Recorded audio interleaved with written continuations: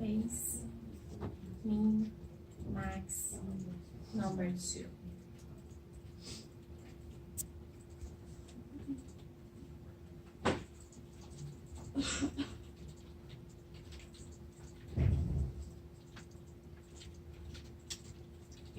If you refer to the cells that you have, and then you drag down this formulation, it does the same thing for other inputs with their related cells for the mean, max, and base. Any questions so far? Okay. So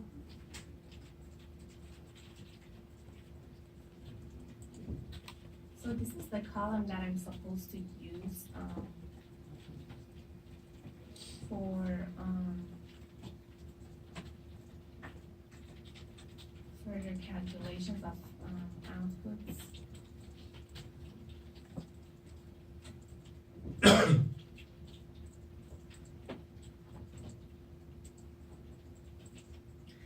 Okay. How about outputs?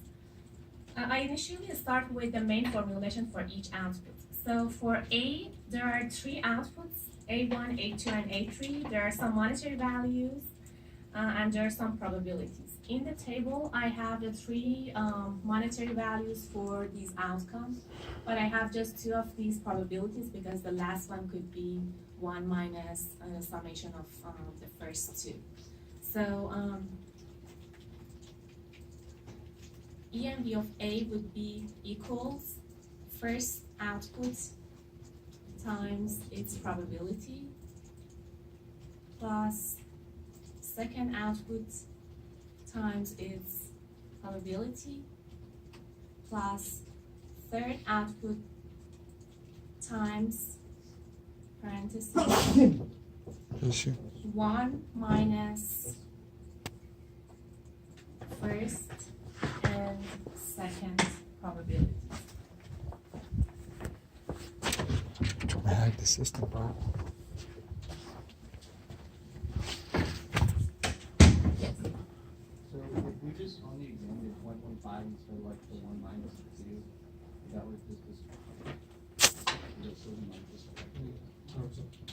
Can you repeat your question? like if we just did 1.5 instead of like the other 1 minus. Nope. Here? Yes. Like instead of the 1 minus f6 minus f7, just like 2.5. No, because, okay, I'm not sure if I'm getting your question completely, but because F6 and F7 are changing, right? So there are, this uncertainty should always add up to 100 or 100%, and these 2 are changing. The last one would be 1 minus the first 2 changing parameters. So it should be related to those changing probabilities. So you cannot use the number. It should be reference to the cells that are changing and are related to this one. That's what it's supposed to be. So how about B? Can you show that again, please? Show you, okay, formula? Yeah. So the formula is, because if you look at your precision tree, it's one uncertainty node with 3 outcomes, right? So the summation of these probabilities will be 1 or 100%. So I just multiply each outcome by its related probability. So 20 is A1, the value for A1 outcome of the first outcome, and then I multiply it by A1 probability. A2 value will be multiplied by A2 probability, and A3 is multiplied by 1 minus summation of the first 2 probabilities. Okay. For B, we have 2 outcomes, B1 and B2. So the values, the range for changing values of B1 and B2 is given. And then we have the B1 probability, but we can easily calculate B2 probability based on that. So the EMV would be B1 value times B1 probability plus B2 times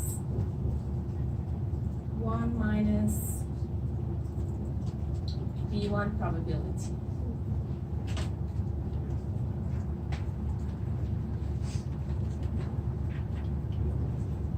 Any question? Okay.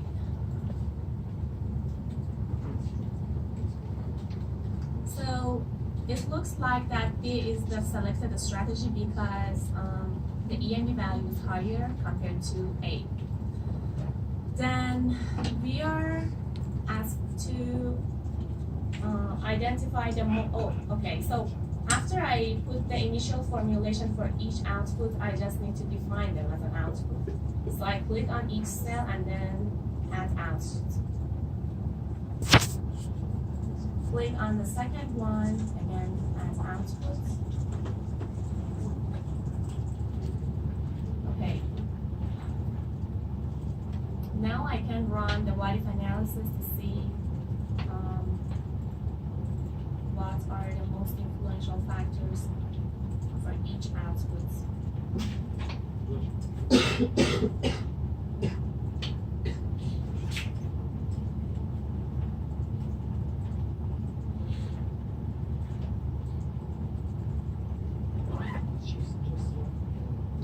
So I have a tornado and a spider graph for each output. For A, the most influential factor is the value of A1, and then the probability of A1. The third one is A3 value, and then A2 value and A2 probability.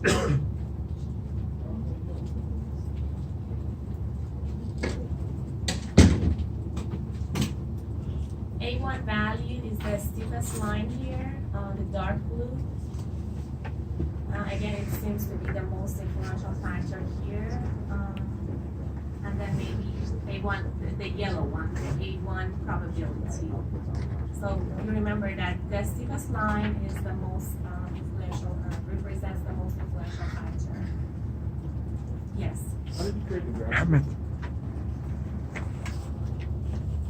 Seven. How did I?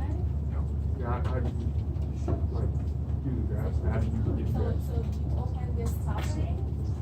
Once you have your inputs and outputs, you can go to top ring and then run like this.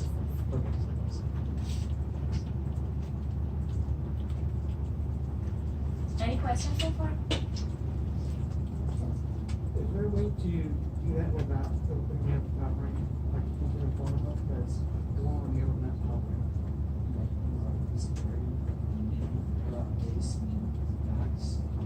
Yeah, but for graph.